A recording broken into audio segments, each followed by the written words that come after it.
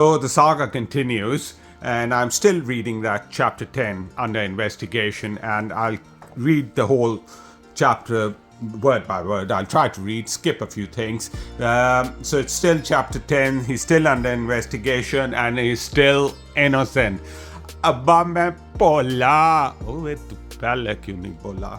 But I'll just skip this part and this part where he tells us about his injury, his shoulder injury, and how he has been dealing with it. And he goes to Lancashire and goes to one of the hospitals, gets it treated. So it's not related to fixing. And his late wife Huma is with him, and their first son is born, Temur, as well over there during that period. And but he probably gives us a background that the injury restrained him from playing cricket. So that is the background. So I'll just skip this half page and a full page, and I'll just continue from this paragraph, the last one. In June 1997, Manoj Prabhakar, an Indian all-rounder who had now swerved into politics, made a host of acquisitions in Outlook. Remember Manoj Prabhakar? Probably the most ideal, the best candidate for a Vatta bowler. You know Vatta bowler? The one who jerks, throws. And I don't know how he got away with it and played cricket for that long. I can't believe it.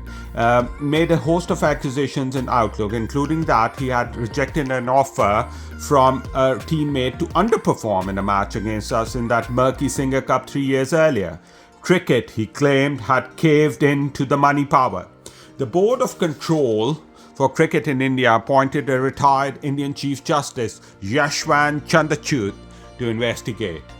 He interviewed a dozen cricketers from Gavaskar and Kapil Dev to Tendulkar and Nazruddin, as well as journalists including Outlook's Anuradha Bahal and Pioneer's Pradeep magazine.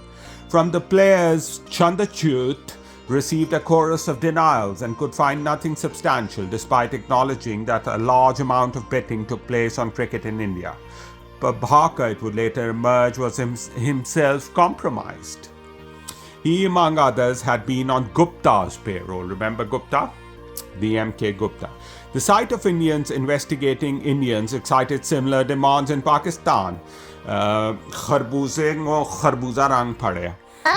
inquiries even crossed over when Rashid Latif met Outlook's Bahal in London and offered a dossier of information on fixing in Pakistan. One of his allegations was that Salim, the great Salim Malik, was in Azharuddin's orbit and regularly received calls from Indians' captains seeking information on behalf of bookmakers. Latif also boasted that he had been taping telephone calls with other Pakistani cricketers.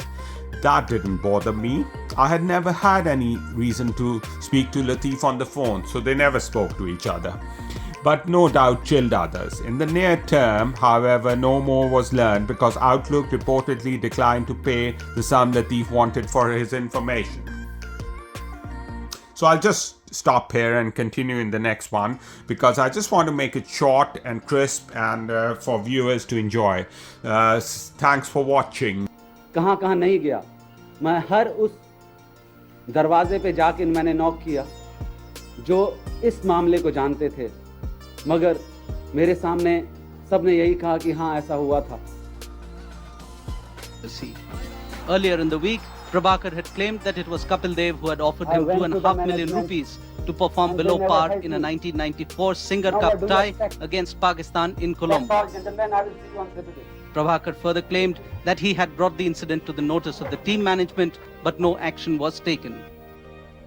It is just that nobody wanted to really get into it, since Prabhakar himself was unwilling to name anyone, and unless he was absolutely sure that things will be carried to a logical conclusion, where some inquiry is done and somebody is really pinned down.